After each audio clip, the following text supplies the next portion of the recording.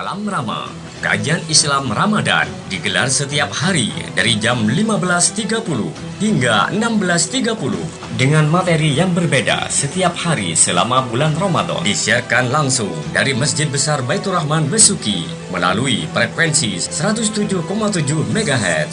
Diselenggarakan oleh Remaja Masjid Baitur Rahman bekerjasama dengan Radio DJFM Besuki. Didukung oleh Udi Elajaya, Langkap Besuki, Toko Pancawarna Roti Besuki, Toko Perhiasan Mas Sidu Ayu Besuki, dan Anda bisa nonton di channel YouTube Ramas Baitur Rahman Besuki.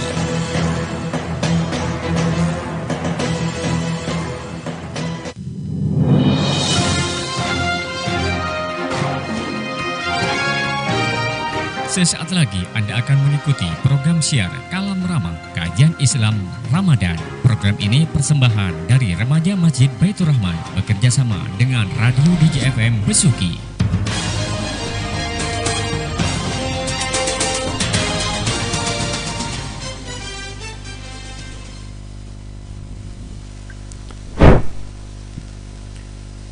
Bismillahirrahmanirrahim. Assalamualaikum warahmatullahi wabarakatuh. Waalaikumsalam warahmatullahi wabarakatuh. Alhamdulillahirabbil alamin wassalatu wassalamu ala asyrafil anbiya'i wal mursalin sayyidina Muhammad wa ala alihi wa sahbihi ajma'in. Allahumma shalli ala sayyidina Muhammadin al-fatih lima ughliq wal khatim lima sabaq nasiril haqqi bil haqq wal hadi ila siratal mustaqim wa ala alihi haqqa qadrihi wa miqdarihi al-azim. Amma ba'du. Yang saya hormati pemateri acara Kalam Rama, yaitu Yang Mulia Gus Muhammad Sofi LC MPD, yang pada kesempatan kali ini sudah berada di tengah-tengah kita, yang insya Allah akan menemani kita selama 1 jam ke depan, tentunya di acara Kalam Rama. Dan untuk pemirsa radio DJFM dan seluruh pemirsa live streaming YouTube channel Remaja Masjid Baitur Rahman Besuki yang dimuliakan Allah tentunya, yang kami cinta sayangi. Alhamdulillah kita sudah memasuki di akhir Ramadan, dan insya Allah sudah tinggal menghitung hari menuju kemenangan. Tentunya pada kesempatan kali ini kita insya Allah akan membahas mengenai kesunahan-kesunahan pada hari raya, dan hal ini cukup menarik untuk kita simak. Dan sebelum pada pembahasan, tentunya kita sapa dulu pemateri kita yang sudah ada di tengah-tengah kita. Assalamualaikum warahmatullahi wabarakatuh. Waalaikumsalam warahmatullahi Gimana wabarakatuh. kabarnya Gus? Alhamdulillah sehat. Alhamdulillah sehat ya Gus. Ini sudah hampir menuju kemenangan Gus. Iya, amin, amin. Tentunya sudah banyak persiapan-persiapan dari masyarakat. Tentunya kita jangan lupa untuk mempersiapkan diri untuk mengisi kesunahan-kesunahan yang ada pada hari raya itu sendiri, ya, betul, Gus. betul. Dan hal tersebut akan kita kupas selama 1 jam, betul. Dan pemaparan materi terlebih dahulu. Nanti kita akan menuju kepada sesi tanya jawab nanti. Ya, Gus. siap. Pemirsa yang dimuliakan Allah, ini untuk para pemirsa yang akan bergabung pada sesi tanya jawab nanti bisa melalui telepon 085 336 112 862 dan melalui WA 082 312 415 413, atau langsung melalui live chat di live streaming YouTube kami, yaitu Remaja Masjid Baitur Rahman Besuki. Pemirsa yang dimuliakan Allah, mari kita simak bersama-sama pemaparan materi tentang kesunahan-kesunahan yang ada di hari raya. Kepada pemateri, waktu diaturkan. Assalamualaikum warahmatullahi wabarakatuh. Warahmatullahi wabarakatuh. Bismillahirrahmanirrahim. Alhamdulillahirabbil alamin, wassalatu wassalamu ala sayyidina Muhammadin asyrafil mursalin wa ala alihi wa sahbihi ajma'in. Amma ba'du. Yang kami muliakan para penonton channel YouTube Remas Baitur Rahman Besuki, dan para pendengar radio di JFM 107,7 yang dimuliakan oleh Allah Subhanahu wa taala. Dan tidak lupa kepada moderator kita pada kesempatan kali ini, Al-Mukarram Al-Ustadz Ahmad Zarkasi SE. Semoga apa yang kita bahas pada kali ini menjadi tambahan ilmu buat Amin. kita semua, dan semoga nantinya kita bisa mengisi kesempatan untuk melaksanakan hari raya dengan hal-hal yang bisa mendapatkan kemanfaatan untuk diri kita sendiri dan untuk keluarga dan untuk semuanya. Amin, amin, amin. Kedua kalinya salawat serta salam semoga tetap kita curah limpahkan kepada junjungan kita, kepada pemimpin kita, kepada idola kita, kepada pemberi syafaat kita, yaitu Nabi besar Muhammad SAW. Para pemirsa channel YouTube Remas Masjid Besar Baitur Rahman dan pendengar radio DJFM yang dimuliakan oleh Allah Subhanahu wa taala, di sini kami akan membahas tentang kesunahan yang bisa dilakukan pada saat hari raya. Kenapa saya membahas tentang tema ini? Karena sebagian orang pada saat hari raya, karena saking senangnya Ustaz ya, hari raya itu kan betul. sudah senang-senangnya sudah tidak puasa. Meskipun yang tidak berpuasa juga. Iya. Meskipun yang tidak puasa juga ikut senang. Iya. Sampai lupa melakukan hal-hal yang mestinya sangat bermanfaat untuk dilakukan, semisal hal-hal yang sunnah pada saat hari raya itu.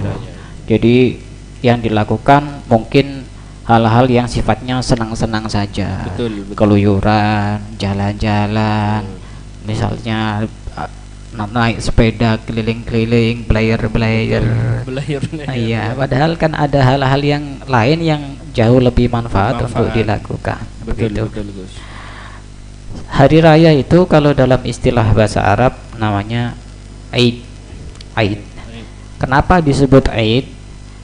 Di sini kami bahas dalam materi kali ini, saya ambil dari dua kitab. Salah satunya adalah kitab At-Taqriratus Sadidah yang dikarang oleh Al-Habib Hasan bin Ahmad bin Muhammad bin Salim Al-Kaf. Yang kedua dari kitab Kanzun Najah was Surur yang dikarang oleh Syekh Abdul Hamid Qudus, seorang ulama Indonesia yang pernah mengajar di Masjidil Haram. Juga ada beberapa kitab yang lain juga, salah satunya dari kitab Fathul Wahab yang dikarang oleh Syekh Zakaria Al-Ansari, dan ada banyak kitab yang lain. Hari raya atau Eid, kenapa dinamakan Eid? Dikatakan oleh para ulama bahwasanya disebut Eid itu artinya kembali. Kenapa kok kembali? Karena ini kan kembali tiap tahun ada, berulang-ulang. Ya, makanya betul. disebut Eid. Gitu, ya. Disebut Eid. Itu pendapat yang pertama. Pendapat yang kedua disebut Eid karena likasrati awaidillahi ta'ala ala ibadihi bifadlihil maufur, karena pada waktu itu Allah melimpahkan anugerahnya kepada hamba-hambanya dengan anugerah yang sangat banyak. Salah satu anugerah Allah, orang kalau sudah selesai berpuasa itu kan dia akan diampuni dosa-dosanya oleh Allah. Terus dia seakan-akan seperti bayi yang baru lahir. Betul. Nah itu dinamakan Aid. Minal awaid, kebiasaan-kebiasaan Allah yang sangat indah pada saat itu.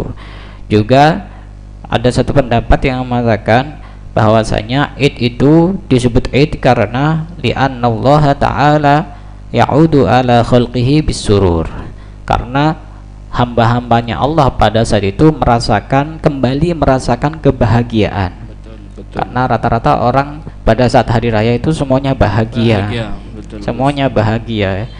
Yang penting orang itu bahagia dengan bahagia yang bagus, bukan positif. dengan bahagia yang Positif ya. yang negatif. Iya. Seperti itu. Kenapa hari raya itu disebut hari raya? Hari yang perlu untuk dirayakan. Nah, ini kan tidak lepas dari istilah kalau kita di Indonesia itu hari kemenangan. Iya, betul. Hari kemenangan. Orang dikatakan menang itu kan ketika dia berperang. Iya. Betul. Berperang dengan sekuat tenaga. Sudah itu mengalahkan baru sesuatu ya. Iya. Kalau menyerah sebelum bertanding itu bukan namanya pemenang tapi pecundang. Iya. Betul. Jadi orang bisa dikatakan menang itu ketika dia sudah bertanding dengan semaksimal mungkin. Iya, betul. Itu secara hakikatnya menang. Walaupun kenyataannya dia bisa kalah juga. Bisa kalah juga kalau dalam istilah permainan ya. Iya, betul. Tapi di hakikatnya dia itu pemenang. Tapi kalau menyerah sebelum bertanding itu bukan pemenang tapi pecundang. Nah, kenapa hari itu perlu untuk dirayakan? Karena kita memenangkan peperangan. Peperangan apa? Peperangan pada saat kita berpuasa, kita sudah berperang melawan hawa nafsu, melawan lapar dan dahaga, melawan hal-hal yang dilarang oleh Allah, sehingga pada saat hari raya pantaslah kita untuk merayakan kemenangan itu. Jadi kemenangan itu pasti lebih tertuju kepada orang yang benar-benar berperang. Kalau orang misalnya tidak puasa, yang dirayakan apanya? Kemenangan apa? Betul Gus. Ya. Tapi itu mendapatkan pahala juga ya. Pahala ya, sholat Idul Fitrinya ya pasti dapat pahala gitu. Iya. Cuma secara kalau kita mau merenung lebih dalam, orang yang tidak puasa, hari kemenangan tuh kemenangan yang bagaimana? Hakikatnya tidak ada ya. Iya, hakikatnya tidak ada. Hanya sekedar tampilan luarnya saja, begitu. Atau mungkin orang yang berpuasa tapi puasanya ini tidak menjalankan dengan semaksimal mungkin. Misalnya puasa tetap maksiat gitu, tetap pacaran kalau malam minggu misalnya. Ini dia bukan menjadi pemenang nantinya. Jadi yang perlu dirayakan kemenangannya itu kemenangan yang bagaimana? Kemenangan yang mana? Seperti itu. Itu terkait dengan kata Aid. Itu ada beberapa pendapat. Kemudian kita berlanjut kepada sholat Idul Fitri, karena yang akan kita bahas adalah sholat Idul Fitri. Hukumnya bagaimana? Hukum sholat Idul Fitri hukumnya sunnah muakkadah. Artinya sunnah itu kan sudah kita kenal bersama bahwasanya sunnah itu adalah sesuatu yang apabila dikerjakan mendapatkan pahala, apabila ditinggalkan tidak apa-apa. Berarti orang tidak sholat Idul Fitri juga tidak dosa. Tapi ini menjadi terbalik ini Ustadz, antara sholat Idul Fitri dengan sholat Jumat. Kalau sholat Jumat itu kan hukumnya wajib, tapi yang hadir cuma sedikit. Sedangkan sholat Idul Fitri ini kan hukumnya sunnah. Artinya walaupun tidak sholat kan juga tidak apa-apa, tidak dosa. Ya tapi ya tetap lebih bagus daripada tidak sholat sama sekali, begitu. Jadi hukumnya sunnah menurut madhab Syafi'i. Dan bahkan termasuk ibadah sholat sunnah yang paling afdol di antara ibadah sholat sunnah yang lain. Walaupun ada pendapat juga yang mengatakan, semisal pendapatnya Imam Abu Hanifah, pendiri madhab Hanafi, mengatakan wajib. Sholat Idul Fitri hukumnya wajib. Iya, berarti kalau tidak sholat Idul Fitri berdosa. Abu Hanifah ini. Abu Hanifah. Menurut pendapat yang lain namanya fardu kifayah. Fardu kifayah berarti kalau sudah ada perwakilan, yang lain tidak sholat sudah gugur. Seperti itu namanya fardu kifayah. Betul. Itu terkait dengan hukum sholat Idul Fitri. Waktunya dari kapan sholat Idul Fitri itu bisa dilaksanakan? Waktunya adalah min tulu'i syamsi ila zawali min yaumi Idul Fitri.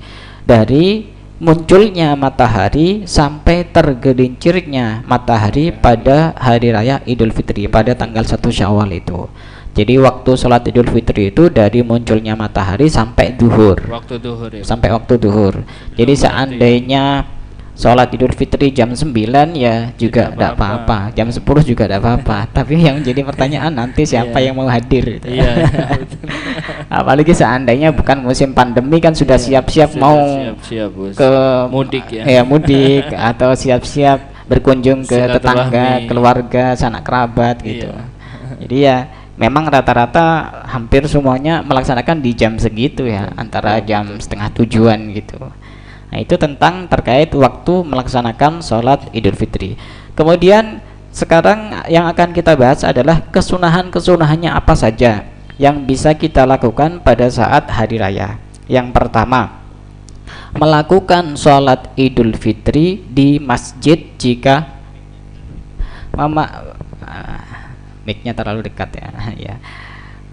Kesunahan pertama yang bisa kita lakukan adalah melaksanakan sholat Idul Fitri di masjid jika masjidnya masih bisa menampung jamaah ya guys. Ini menurut madhab Syafi'i. Menurut madhab Syafi'i, kecuali masjidnya sudah tidak bisa menampung jamaah sholat Idul Fitri, bisa dilaksanakan di selain masjid, semisal di lapangan, di stadion, di alun-alun dan lain sebagainya. Ini menurut madhab kita ya, madhab Syafi'i. Jadi madhab Syafi'i sholat Idul Fitri itu yang afdol di masjid, bukan di masjid, di lapangan. masjid ya. Bukan di lapangan. Iya. Bukan di lapangan, karena sebagian orang ada yang di lapangan. Di lapangan. Nah, ketika misalnya ada yang tanya sholatnya bagaimana, apakah sah? Ya sah otomatis. Selama lapangannya suci, ya sah. Mau di masjid, mau di lapangan, mau di jalan, ya tetap sah. Tapi tidak mendapatkan keutamaan itu ya, Gus. Iya, kalau kita bahas dalam versi madhab Syafi'i. Syafi'i. Kenapa mereka ada yang sholat di lapangan misalnya? Apakah tidak berdasar? Ada juga dasarnya. Karena dulu dalam sebuah hadis disebutkan karena Rasulullah SAW yakhruju yaumal fitri wal adha ilal musalla. Rasulullah itu pada saat hari raya Idul Fitri dan hari raya Idul Adha melaksanakan sholat di musola. Musola pada saat itu tidak sama seperti musola yang sekarang. Betul. Musola yang ada di Indonesia, karena musola di Indonesia itu kan ukurannya jauh lebih kecil dibanding masjid. Musola dulu dia ukurannya sangat besar sekali, begitu. Terus kemudian dijawab oleh madhab Syafi'i, sebenarnya alasan kenapa Rasulullah itu sholat tidak di masjid, alasannya adalah karena masjid tidak bisa menampung. Jadi sebenarnya hukum awalnya itu ya lebih utama di masjid, ya. Kecuali di masjid itu sudah tidak bisa menampung jamaah sholat Idul Fitri. Tapi walaupun seperti itu tidak perlu ribut, karena bagaimanapun yang sholat di masjid ya tetap sah, yang sholat di lapangan juga tetap sah. Kemudian yang menjadi alasan yang paling pokok juga, kalau kita kaji lebih mendalam, musola yang dulu pernah digunakan Rasulullah sholat Idul Fitri itu pastinya tidak sama seperti lapangan yang sekarang ini. Kenapa? Kalau lapangan urusan najis itu kan belum tentu bisa terjamin ya, kesuciannya. Kalau dulu mungkin bisa ya suci gitu musolanya, artinya tanah lapangnya itu bisa suci. Kalau sekarang lapangan itu kan fungsinya sudah agak berbeda. Kadang digunakan untuk menggembala kambing. Sudah multi sudah. Iya, kadang-kadang ada orang buang kotoran di situ, begitu. Kencing. Ya. Juga salah satu yang menguatkan madhab Syafi'i kenapa harus di masjid, lebih afdal di masjid, karena masjid sendiri termasuk tempat yang mulia. Bisa iktikaf. Betul. Dengan alasan yang lain juga, pada saat itu walaupun Rasulullah itu sholat di musola, di sokhra, di tanah lapang, orang Mekah itu tetap sholat di Masjidil Haram. Sampai sekarang ya sholatnya di Masjidil Haram karena masih bisa menampung. Karena masjidnya itu kan besar.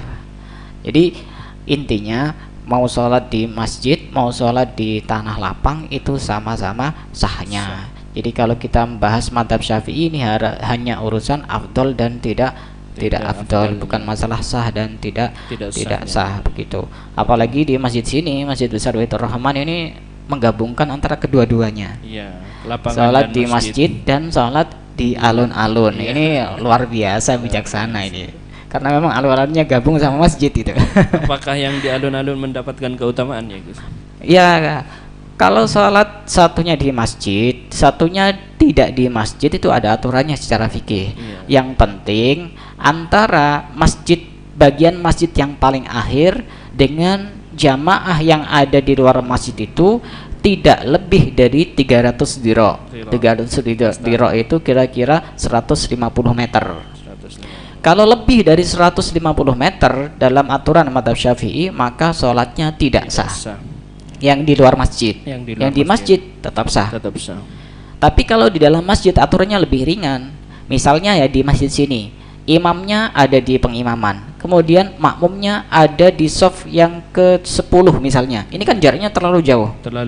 Ya, shafnya yang di depan ini kosong semua. Tetap sah itu. Kalau di masjid. Kalau di luar masjid ada batasannya. Tidak boleh lebih daripada 300 diro atau kira-kira 150 meter. Tapi ini kan tidak nyampe 150 meter ya. Jadi sangat memenuhi syarat. Ini yang pertama kesunahannya, sholat di masjid. Jadi Kalau dalam versi kitab Fathul Wahhab disebutkan seperti itu, bahwasanya yang paling afdol itu sholat di Melakukan masjid sholat Id di jika masjid. masih bisa Memungkinkan. menampung jamaah. Iya. Gitu. Yang kedua, menghidupkan malam hari raya itu dengan ibadah. Itu kesunahannya. Kalau kita, termasuk saya ini, kadang-kadang kan sudah saking lupanya ya, saking senengnya sudah Iya. ngurusi ini, ngurusi itu yang tidak jelas itu. Iya. Kecuali misalnya masak, Betul, niatnya Gus. untuk menghormati tamu, itu juga bagian dari ibadah. Ibadah, betul. Artinya kalau melakukan hal-hal yang bernilai negatif, keluyuran, main balapan, macam-macam, ini kan sudah manfaatnya mana? Kurang, ya. Kalaupun ada manfaatnya, lebih banyak madorotnya Kalau seperti itu. semisal untuk niat memeriahkan malam Idul Fitri dengan ada takbir keliling, terus juga mungkin ada pawai obor dan semacamnya itu, Gus. Ya, asal tidak mengganggu yang lain ya, Yang saya kira lain, tidak ya. apa-apa. Karena sebagian orang itu kan cara merayakannya misalkan pakai Ada, petasannya, iya. pas dilemparkan ke depan rumahnya orang Iya, iya, gitu. iya. Ini kan juga Mengganggu ya. ganggu seperti Betul. itu. Dia pengennya mendapatkan pahala, tapi di sisi yang lain dia juga mendapatkan dosa karena Dosa. mengganggu orang lain seperti itu. Asalkan tertib dan sportif itu kan ya oke-oke saja Oke, seperti saja, itu. ya, betul. Menghidupkan, jadi malam harinya itu sunnah untuk menghidupkan dengan ibadah. Ibadah. Apa manfaat dari orang yang menghidupkan malam hari raya dengan ibadah? Dalam sebuah hadis disebutkan, man ahya lailatal aidaini ahyallahu qalbahu yauma tamutul qulub. Barang siapa yang menghidupkan dua malam hari raya, ya ini hari raya Idul Fitri dan hari raya Idul Adha, maka Allah akan menghidupkan hatinya pada saat banyak hati yang telah mati. Ini salah satu manfaatnya. Yang kedua, manfaat menghidupkan hari raya, sebagaimana dalam sebuah hadis juga disebutkan, man ahyal layalil arba'i wajabat lahul jannah. Barang siapa yang menghidupkan 4 malam, maka Allah akan mewajibkan baginya untuk masuk ke dalam surganya Allah Subhanahu wa taala. Yang pertama, Lailatul Tarwiyah, malam tarwiyah, malam tanggal 8 Dzulhijjah. Yang kedua, Walailatul Arafah, malam hari Arafah, malam tanggal 9 Dzulhijjah.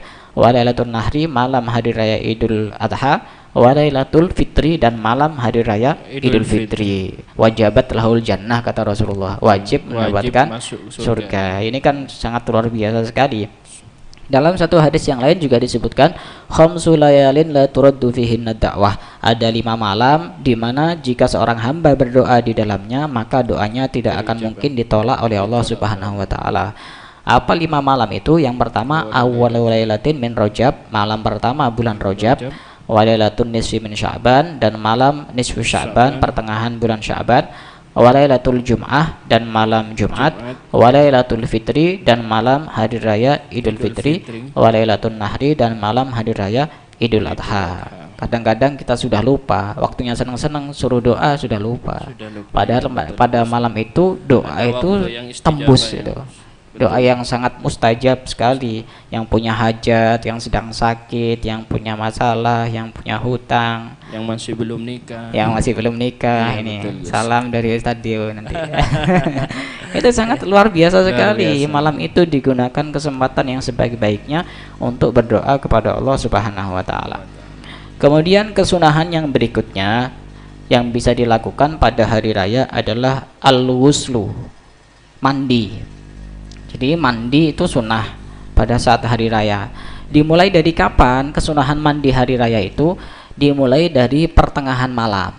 Pertengahan malam kira-kira jam 12 itu sudah sunnah untuk sunnah ya. Iya, jadi misalnya jam 1 mandi itu sudah mendapatkan kesunahan, asal dia niat untuk mandi sunnah hari raya. Tapi yang lebih afdol lagi sebelum berangkat. Sekalian digabung dengan mandi besar bisa Wah, juga ya. bisa ya. Balas dendam barangkali. Betul. Soalnya nanti kalau misalnya mandi jam 1, pas pagi-paginya mau berangkat sudah beda baunya itu. Bau lagi gitu. Jadi tapi sudah mendapatkan kesunahan walaupun mandi jam segitu, jam 1 itu. Cuma siapa yang mau mandi jam segitu? Lagi malam pas dingin-dinginnya jam segitu itu. Kalau malam mandi, pagi mandi lagi, kesunahannya double nanti, Gus. Ya sama-sama mendapatkan pahala. Ya. Asal diniati mandi Sunnah. Mandi sunnah hari raya. Dan ini berlaku bagi orang yang mau hadir sholat Idul Fitri maupun orang yang tidak hadir sholat Idul Fitri. Itu sama-sama sunnah. Misalnya perempuan yang tidak hadir sholat Idul Fitri itu juga sunnah mandi, walaupun dia dalam keadaan haid. Walaupun dalam keadaan haid itu tetap mendapatkan kesunahan, tetap mendapatkan pahala ketika mandi pada hari raya itu diniati mandi Idul Fitri atau Idul Adha.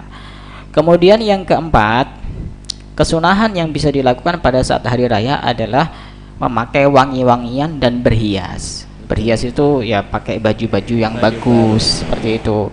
Rata-rata bukan pakai baju yang bagus, pakai baju yang baru. Ya sama saja bagus itu. Bedanya apa sholat Idul Fitri dengan sholat Jumat?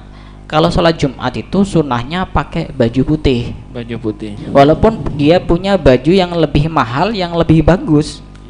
Misalnya baju putihnya harganya 50.000. Dia punya baju lain harga 250.000. Maka ketika hari Jumat itu pada saat sholat Jumat lebih sunnah pakai baju yang putih. Tapi kalau Idul Fitri atau Idul Adha itu sunnahnya pakai baju yang paling bagus di antara baju-baju yang lain, walaupun bukan warna putih. Ya, seperti itu. Kemudian di situ pada saat orang itu mau menghadiri sholat Idul Fitri, yang disunahkan untuk hadir ke masjid itu adalah yang pasti laki-laki. Yang kedua adalah perempuan, tapi perempuan yang tidak menggoda iman, yang tidak menggoda syahwat. Artinya yang tua-tua atau yang perot-perot. Sudah hampir ya Gus. Hampir, artinya kalau ada perempuan yang dandanannya menor atau pas waktu berangkat Idul Fitri itu dia pakai pakaian ketat, press body, itu justru tambah tidak disunahkan untuk hadir sholat Idul Fitri. Mengganggu konsentrasi ya. Nanti. Apalagi khotib. Nanti khawatir nanti hilang semua itu nanti materinya. Betul. Jadi itu lebih tidak disunahkan untuk hadir ke masjid. Nah, terus bagaimana? Ya sholat di rumahnya masing-masing atau sholat di musola terdekatnya. Itu jauh lebih aman biar tidak mengganggu kondusivitas itu para jamaah dan imam sekaligus khotib sholat Idul Fitri gitu. Apalagi kadang-kadang yang muda-muda itu berangkat pakai celana ketat gitu, pakai kaos itu. Jadi mukenanya itu di ini kan, di apa? Buat selendang. Iya, buat selendang seperti itu. Jadi kan orang itu ngelihat kan, ini gimana? Tertarik kan? Mau dilihat eman ya Gus. Iya. Dan dilihat dilihat kok dosa gitu. Jadi ini kan mengundang syahwat seperti itu. Mengundang syahwat. Jadi lebih bagus mereka itu sholat di rumah. Kalaupun misalnya sholat di rumah tanpa khutbah itu juga tetap sah. Sholat Idul Fitri misalnya tidak ada musola di rumahnya, sholat di rumah sendiri 2 rakaat, tidak usah khutbah itu juga sudah sah hukumnya. Iya. Kalau mau khutbah. Assalamualaikum. Khutbah sama siapa? Oh iya, ada telepon ini ya. Ya. Oh ya, ini sudah mulai dibuka di pertanyaannya. Mungkin yang bisa. Assalamualaikum. Waalaikumsalam warahmatullahi wabarakatuh. Bisa bertanya, Ustadz? Ya, monggo Ustadz. Dari mana dan siapa Ustadz? Namanya. Ini dari dekat-dekat saja, Ustadz. Mau bertanya kepada Kiai Sofi. Ya kan sekarang materinya Kiai Sofi ya? Iya, betul Ustadz. Silakan Ustadz. Nah, mohon maaf ini Gus. Ya. Assalamualaikum. Waalaikumsalam. Ustadz Bahri ini. Iya. Iya. Ini begini Gus, ada yang tanya juga ya. Tentang saya mau tanya juga ke jenengan. Tentang begini, sholat Idul Fitri itu di lapangan dan di masjid. Ada yang mengatakan seperti ini Gus, ada yang mengatakan saya itu lebih afdal masih di lapangan, ada yang mengatakan lebih afdal di masjid. Ini sebenarnya ini mohon maaf ya Gus ya, bukan karena apa ya, ini hanya ada orang yang bertanya ke saya mana yang lebih afdal gitu Gus. Idul Fitrinya gitu. Ya, terima kasih Gus. Oh iya, terima kasih atas sudah bergabung. Moderator Ustadz, terima kasih. Iya, sama-sama Ustadz. Terima kasih sudah bergabung. Orangnya jadi Topote, alhamdulillah. Assalamualaikum. Waalaikumsalam warahmatullahi wabarakatuh. Jadi mungkin tadi ada sedikit kendala Gus. Jadi yang saya tangkap pertanyaannya, lebih afdal mana orang yang salat Idul Fitri yang di ada masjid di masjid atau dan di lapangan. lapangan. Di lapangan seperti itu. Tadi sebenarnya sudah jelas. Sudah jelas. Artinya itu relatif tergantung. Ya, tidak bisa memastikan yang di lapangan lebih afdol, tidak bisa memastikan di masjid lebih afdol. Tergantung terkait dengan jumlah kapasitas jamaah itu. Jamaahnya ya, Gus. Kalau di masjid masih bisa menampung, kalau kita bahas dalam versi madhab Syafi'i itu lebih afdolnya di masjid. Tapi dalam madhab Syafi'i pun juga tidak melarang untuk sholat di lapangan, di alun-alun, di stadion misalnya, dia juga tidak melarang. Pada saat bagaimana? Pada saat ketika masjid sudah tidak bisa menampung jamaah. Jadi itu relatif lah, jawabannya relatif. Dan kalau pertanyaannya itu sah apa enggak, saya sama-sama sahnya gitu ya. Begitu. Sudah jelas sebenarnya. Iya, sudah dijelaskan. Artinya tetap lebih afdal di masjid selama masjid itu masih bisa menampung. Iya, masih bisa menampung. Dan begitu. Itu menurut madhab Syafi'i ya Gus. Iya, begitu. Ya mungkin bisa dilanjut Gus. Lanjut ya. Iya Gus. Kemudian termasuk kesunahan hari raya adalah pagi-pagi berangkat ke masjid selain imam. Jadi imam itu bagusnya tidak usah datang lebih awal kalau imam itu, kecuali rumahnya jauh. Nanti takut terlambat, takut ditunggu sama jamaahnya.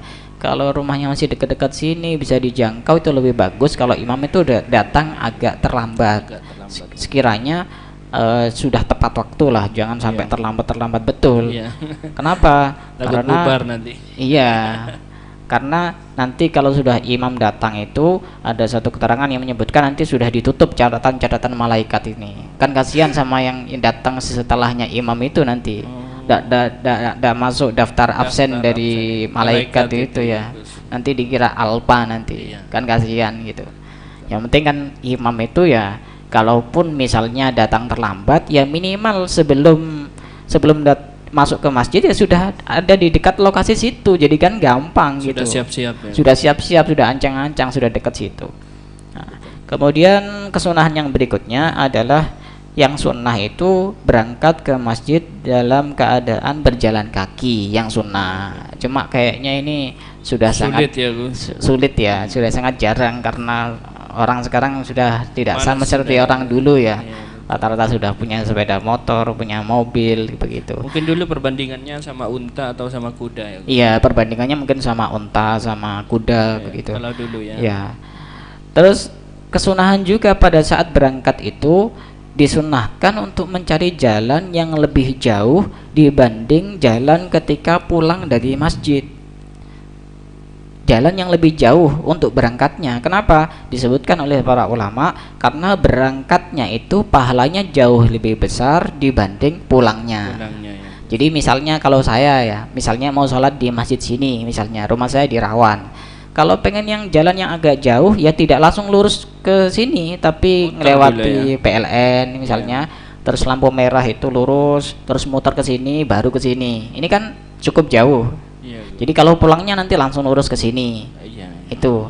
Dan itu bukan hanya berlaku pada saat orang menghadiri sholat Idul Fitri, tapi untuk menghadiri acara-acara yang baik itu memang kesunahnya seperti itu. Ya. Untuk berangkatnya itu cari jalan yang agak jauh. Untuk pulang cari jalan yang agak lebih dekat.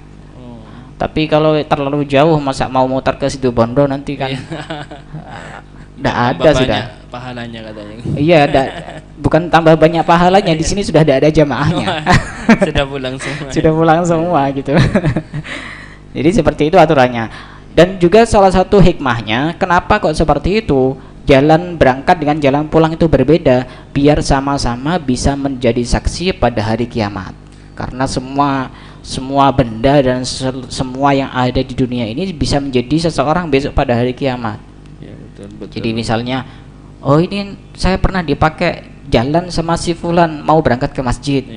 jalan yang satunya ngomong juga seperti itu. Saya juga pernah dipakai jalan si fulan pulang dari masjid, seperti itu. Jadi semakin banyak saksi, kalau dalam istilah pengadilan kan semakin kuat. Iya betul. Ya. Tapi meskipun ngambil yang jarak jauh, jangan lupa arah jalan pulang ya Gus. Iya, jangan lupa sampai lupa arah jalan pulang, sampai jangan lupa juga sampai lupa kampung halaman. Iya, gitu. betul. Kadang-kadang kan lupa kampung halaman berapa itu. Iya. Begitu. Bisa. Kemudian yang berikutnya, kesunahan yang bisa dilakukan pada saat hari raya adalah mengakhirkan sholat Idul Fitri sampai pada saat itu matahari muncul, kemudian kira-kira jarak 2 tombak. 2 tombak itu kalau dalam versi kitab At-Taqdiratus Sadidah kira-kira 30 menit. 1 tombak itu kira-kira 15 menit. Dari terbitnya matahari 1 tombak. Kalau 2 tombak 30 menit. Jadi misalnya terbitnya matahari itu jam 6, berarti sholat Idul Fitri itu dilaksanakan setengah 7. Begitu. Beda antara sholat Idul Fitri dengan sholat Idul Adha. Kalau sholat Idul Adha itu justru disunahkan agak lebih awal, lebih cepat. Kenapa kok seperti itu? Kok beda? Kalau sholat Idul Fitri disunahkan agak sedikit terlambat, karena biar memberikan kesempatan orang yang belum melaksanakan zakat fitrah, masih ada kesempatan. Ya, karena lebih longgar waktunya. Ya. Kalau sholat Idul Adha, kenapa kalau disunahkan agak lebih awal? Karena nanti setelah sholat Idul Adha itu kan ada penyembelihan hewan kurban yang butuh waktu cukup banyak untuk menyembelih, untuk motong-motong, untuk bagi, untuk membersihkan dan sebagainya, sehingga lebih cepat itu jauh lebih baik. Yang penting matahari sudah muncul, kira-kira jarak 1 tombak itu sudah disunahkan untuk dimulai sholat Idul Adha. Kalau 1 tombak itu. Kalau sholat Idul Fitri kira-kira 2 tombak kira-kira 30 menit dari munculnya matahari. Gitu. Kemudian yang berikutnya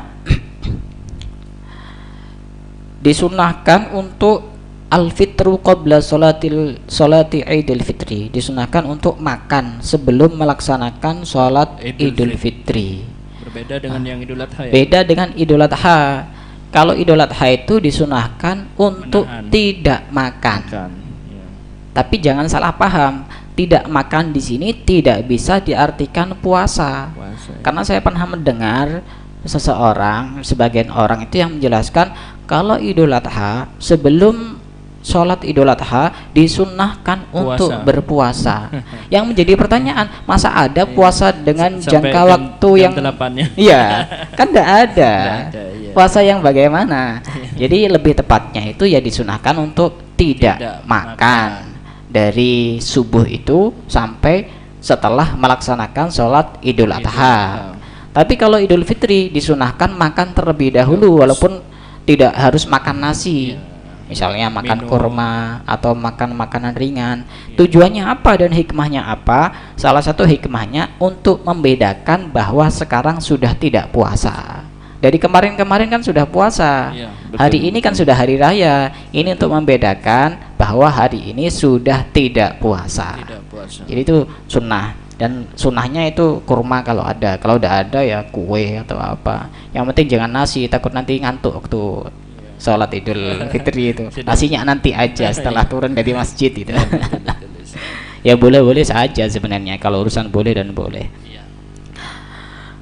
Nah, itu terkait dengan kesunahan-kesunahan yang bisa kita lakukan pada saat hari raya. Kemudian ada permasalahan juga yang sangat penting untuk kami jelaskan, bahwasanya sebagian orang yang menjadi imam sholat Idul Fitri dan menjadi khotib Idul Fitri itu juga seringkali ada yang melakukan kesalahan. Sholat Idul Fitri itu kan beda dengan sholat-sholat yang lain. Sholat Idul Fitri itu kan ada kesunahan takbir. Ya, setelah takbiratul ihram itu kan ada kesunahan takbir itu. Pada saat khutbah itu juga ada kesunahan takbir, baik khutbah pertama maupun khutbah kedua. Idul Fitri juga sama. Rakaat pertama ada kesunahan membaca takbir, rakaat kedua ada juga kesunahan membaca takbir.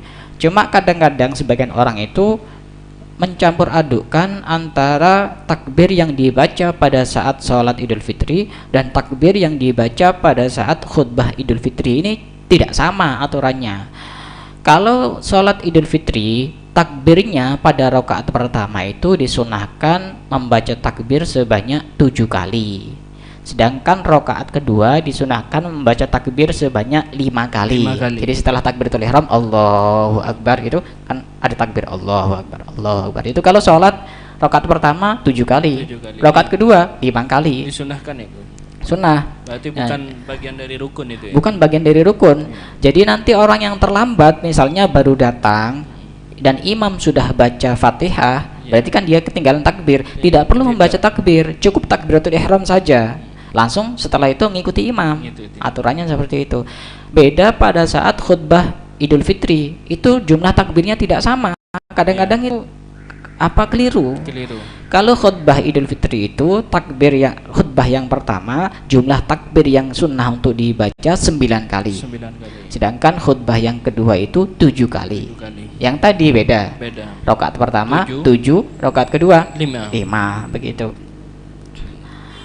Kemudian di sini masih ada pembahasan yang lain. Mungkin sebelum kami lanjutkan barangkali ada pertanyaan yang masuk.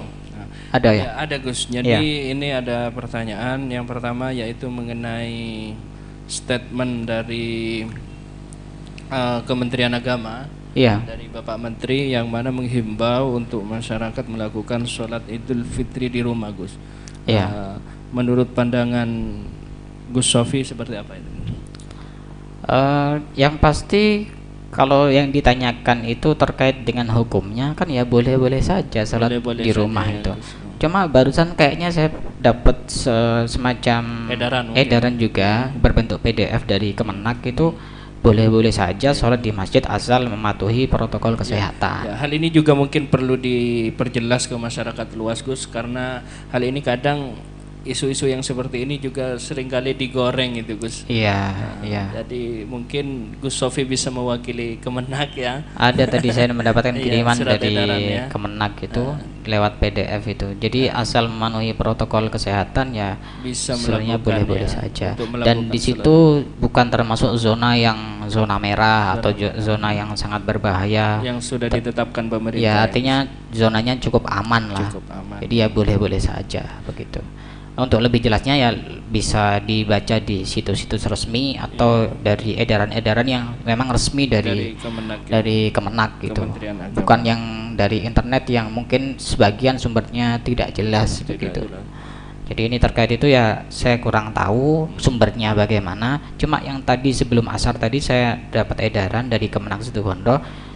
Yang penting asal memenuhi protokol kesehatan ya tidak masalah, dan di situ juga termasuk zona aman gitu. Zona aman. Kalau zona tidak aman kan ya lebih baik memang di rumah. Ada lagi pertanyaan? Terus yang selanjutnya yaitu ini sudah masuk ke bahasan yang berikutnya. Yang berikutnya ini, Gus. Mungkin bisa dijelaskan dulu. Tidak ada pertanyaan masuk ya? Iya, tidak ada. Kemudian yang sering terjadi pembahasan dan perdebatan pada saat hari raya itu yaitu terkait masalah ucapan selamat hari raya. Itu bagaimana Islam menanggapi terkait dengan ucapan hari raya, misalnya selamat hari raya Idul Fitri, minal aidin wal faizin, mohon maaf lahir dan batin. Itu boleh apa tidak boleh sih sebenarnya? Hukumnya bagaimana? Kita kan kadang asal ikut-ikutan saja. Tapi akan alangkah lebih baiknya lagi kalau kita juga tahu dasar-dasarnya, dalil-dalilnya bagaimana. Disebutkan di dalam kitab Kanzun Najah was Surur, ada seorang ulama bernama Imam Al-Qamuli rahimahullahu taala. Beliau berpendapat bahwasanya pada saat itu lam ara li ahadin min ashabina kalaman fit tahniyati bil aid. Saya tidak pernah mendapatkan pendapat yang mengatakan tentang ucapan selamat hari raya. Di sini beliau mengatakan dan berpendapat bahwasanya pada waktu itu tidak ada pembahasan tentang itu. Jadi tidak kemudian dilarang atau diperbolehkan, bukan. Ada ulama yang lain yang bernama Al-Hafidh Al-Mundhiri. Beliau menukil dari Al-Hafidh Al-Maqdisi bahwasanya memang terjadi perbedaan pendapat di kalangan para ulama terkait ucapan selamat hari raya. Tapi menurut beliau pribadi, walladzi arahu annahu mubahun. Kata beliau, ucapan selamat hari raya itu hukumnya mubah. Mubah itu artinya boleh. Boleh. Mubah itu artinya boleh. Artinya tidak ada kesunahan ya, Gus. Ya boleh, namanya boleh ya boleh, boleh gitu boleh ya. Saja, ya. Cuma dulu saya pernah sempat mendengar sebagian orang berpendapat seperti ini. Ucapan selamat hari raya itu hukumnya bid'ah. Bid'ah ya. Tapi alasannya ini kurang bisa dipertanggungjawabkan. Ya, betul, Alasannya begini, Ustaz. Minal aidin wal faizin. Mohon maaf lahir dan batin. Itu tidak sesuai. Minal aidin wal faizin artinya bukan mohon maaf lahir dan batin. Iya. Ya memang bukan artinya. Alasan karena itu sambungannya saja ya, Gus. Itu minal aidin itu artinya semoga kita termasuk orang-orang yang kembali kepada Allah, wal faizin yang termasuk orang-orang yang menang, orang-orang yang beruntung. Mohon maaf lahir dan batin ini kan kita tidak mengartikan itu. Tidak mengartikan minal aidin wal faizin, begitu. Mungkin sambungan bahasanya saja. Sambungan bahasanya yang sudah terlanjur lumrah di Indonesia gitu. Tapi artinya ya bukan itu. Jadi perlu diingat, minal aidin wal faizin artinya bukan mohon maaf lahir dan batin gitu. Jadi boleh menurut Imam Al-Hafidz Al-Mundhiri. Beliau bukan tanpa dasar berpendapat seperti itu, karena ada satu hadis yang diriwayatkan oleh Imam Al-Baihaqi bahwasanya Rasulullah pernah juga mengucapkan taqabbalallahu minna wa minka. Ini terkait dengan ucapan itu, yang penting inti dari ucapan itu adalah ucapan pada saat hari raya. Terkait ucapannya bagaimana, ya silakan. Mau taqabbalallahu minna wa minkum, mau selamat hari raya, ada yang lain, Ustaz. Iya, banyak yang panjang-panjang itu. Yang panjang-panjang, kadang-kadang yang berbentuk puisi, kadang-kadang yang berbentuk pantun gitu ya. Contohnya apa biasanya, Ustaz? Kalau versi Madura gimana? Apa itu, Gus? Saya tidak bisa kalau Madura ini. Ya, intinya ada pendapat yang mengatakan itu memang diperbolehkan. Juga beliau berdasar dalam satu keterangan bahwasanya memang orang merayakan hari raya itu kan sebuah kenikmatan. Nah, kenikmatan itu kan wajib untuk disyukuri. Nah, ketika wajib untuk disyukuri, maka juga nanti di situ dianjurkan untuk mengucapkan selamat. Sebagaimana bayi yang baru lahir itu, wa basyarnahu bighulamin alim, itu juga ada di dalam Al-Qur'an. Ada kesunahan untuk mengucapkan nikmat yang ada pada diri seseorang yang diterimanya. Begitu. Itu bukan tanpa berdasar, tapi ada dasarnya juga.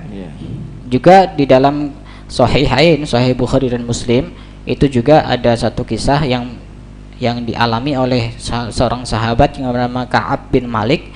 Beliau bercerita bahwasanya beliau itu bertaubat pada saat beliau tidak mengikuti perang Tabuk. Setelah beliau bertaubat, ini kan satu kenikmatan. Kemudian Rasulullah mengucapkan selamat atas taubatnya Ka'ab bin Malik itu. Ini kan juga sama. Nah, hari raya itu kan juga sebuah kenikmatan. Masa orang dimerdekakan dari api neraka tidak sebuah kenikmatan? Ini kan kenikmatan. Sehingga boleh-boleh saja orang mengucapkan selamat atas kemenangan yang diraih orang tersebut. Dan itu kapan waktunya ucapan selamat hari raya itu? Ucapan selamat hari raya itu bisa dimulai dari terbenamnya matahari pada saat hari raya. Jadi malam takbiran itu sudah boleh.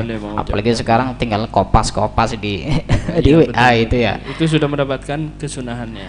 Ya, asal dia itu dari dalam hatinya.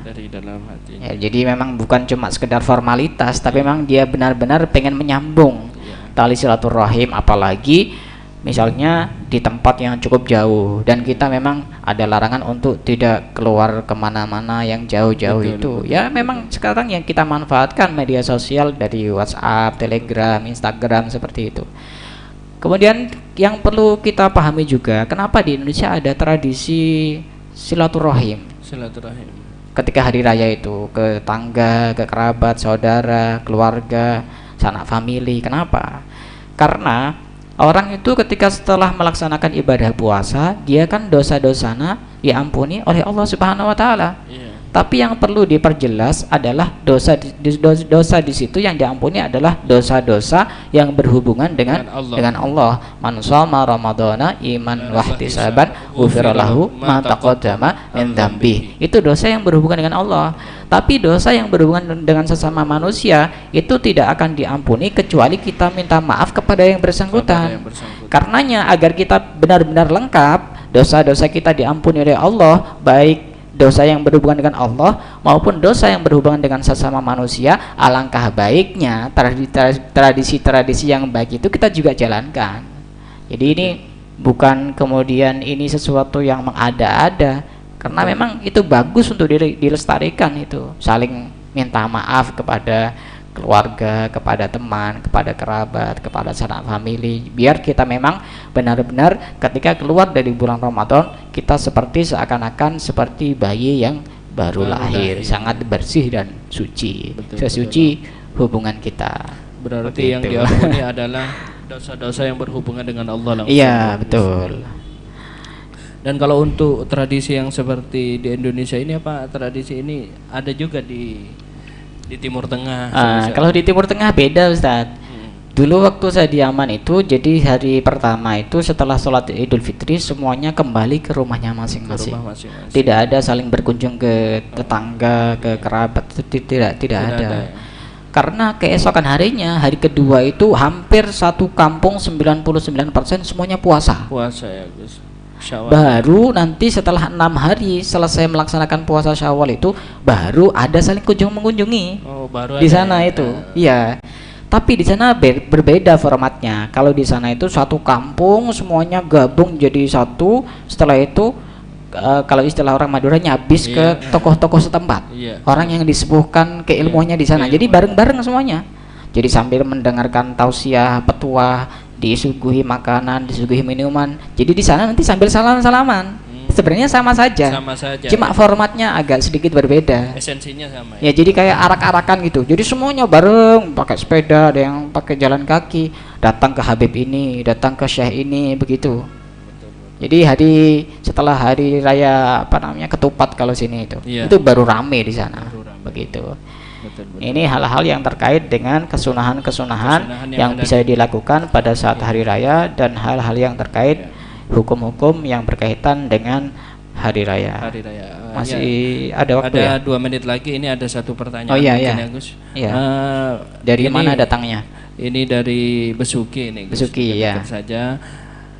Assalamualaikum warahmatullahi wabarakatuh. Waalaikumsalam warahmatullahi wabarakatuh. Ingin tanya Gus, mengenai keberadaan orang yang telah mendahului kita ketika di hari raya Idul Fitri, apakah ada siksa itu dihentikan sementara seperti itu, Gus? Mungkin seperti itu, Gus. Kalau untuk itu, apakah pada hari raya Idul Fitri itu apakah tidak ada orang disiksa? Saya tidak tahu, tidak begitu tahu bagaimana mestinya. Saya tidak bisa jawab. Artinya belum menemukan dalil-dalil ya? Iya, belum menemukan dasar yang jelas. Daripada nanti saya jawab sembarangan. Betul. Jadi tidak tahu itu apakah pada malam hari raya itu orang-orang itu tetap disiksa, apa libur satu hari satu malam gitu. Iya, betul. Karena mungkin yang beredar di masyarakat seperti itu ya, Gus. Iya, bahkan saya pernah mendengar di masyarakat itu kalau hari raya itu banyak ahli kubur itu yang nangis. Yang nangis ya, Gus. Iya, katanya. Itu kalau kita mendengar dari masyarakat seperti mungkin itu. Mungkin pengen ada juga, Gus. Mau lebaran juga mau mungkin lebaran ya. Juga. Apalagi yang masih belum punya pasangan tuh bisa jadi juga nangis. Atau itu mungkin bisa diperjelas di YouTube channelnya Gus Sofi nanti ya. Bisa dibahas. Oke pemirsa yang dirahmati Allah, mungkin ini sudah sampai selama 1 jam Gus Sofi dan saya moderator menemani pemirsa semua. Dan alhamdulillah kita sudah sampai kepada waktu yang telah ditetapkan, yaitu jam 4:30. Dan mungkin untuk acara Kalam Rama besok sudah terakhir ya, besok jangan sampai ketinggalan. Ya, untuk pemirsa tentunya diharapkan untuk tetap menyimak acara Kalam Rama di Radio DJFM dan juga di channel YouTube kami yaitu Remaja Masjid Baitur Rahman Besuki. Jangan lupa di like, di subscribe dan juga di share. Di share, komen ya. Komen ya guys. Ya, biar lebih manfaat. Ya tentunya itu juga mendapatkan pahala ya. Iya. Dan untuk besok insya Allah pemateri ini juga ada Kiai Haji Hairani ya Gus, ya, dari ketua takmir. Ketua takmir dan juga beliau adalah wakil ketua Kemenak ya Gus. Kasubag Kasubag TU ya. Kemenak. Ya. Situbondo. Artinya insya Allah beliau juga sangat mumpuni keilmuan, jadi jangan sampai terlewatkan paparan-paparan dari acara Kalam Rama ini. Mungkin hanya ini yang bisa kita sampaikan Gus. Mungkin untuk lebih barokahnya kita tutup acara kali ini dengan pembacaan doa, dan saya selaku moderator apabila ada kesalahan baik dari tata cara penyampaian dan juga ucapan mohon maaf yang sebesar-besarnya. Walafumikum. Akhiran wassalamualaikum warahmatullahi wabarakatuh. Waalaikumsalam warahmatullahi wabarakatuh. Dengan doa mungkin. Bismillahirrahmanirrahim. Alhamdulillahirabbil alamin. Allahumma shalli ala sayyidina Muhammad wa ala sayyidina Muhammad. Allahumma taqabbal minna salatana wa siyamana wa ruku'ana sujudana wa tarawihana wa awtarana wa qira'atana wa jami'a a'malina wa la tudri biha wujuhana ya ilahil alamin wa akhirna sirr rahmatika ya arhamar rahimin. Allahumma ij'alna wa ahlana wa awladana wa dhurriyyatana wa talamadina wa talamidatina wa man hadara bi hadzal majlis min ahli al-ilmi wal khair wa la taj'alna wa iyyahum min al-jahil wal dhair. Rabbana atina fid dunya hasanah wa fil akhirati hasanah wa qina adzabannar. Wa sallallahu ala sayyidina Muhammadin wa ala alihi wa sahbihi wa baraka. Subhana rabbika rabbil izzati amma yasifun wa salamun alal mursalin walhamdulillahi rabbil alamin.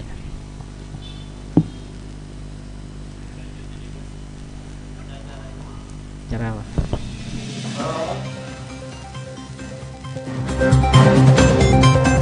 Terima kasih Anda masih bersama Kajian Islam Ramadan Kalam Rama. Program ini persembahan dari Remaja Masjid Baitur Rahman Besuki bersama 107,7 di JFM Besuki.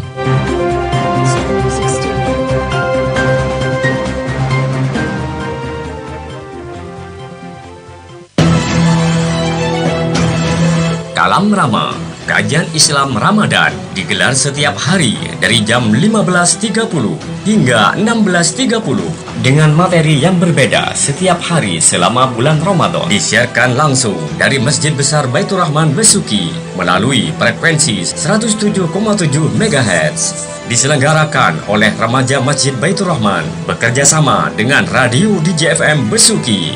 Didukung oleh Udi Elajaya, Langkap Besuki, Toko Pancawarna Roti Besuki, Toko Perhiasan Mas Sidu Ayu Besuki, dan Anda bisa nonton di channel YouTube Ramas Baitur Rahman Besuki.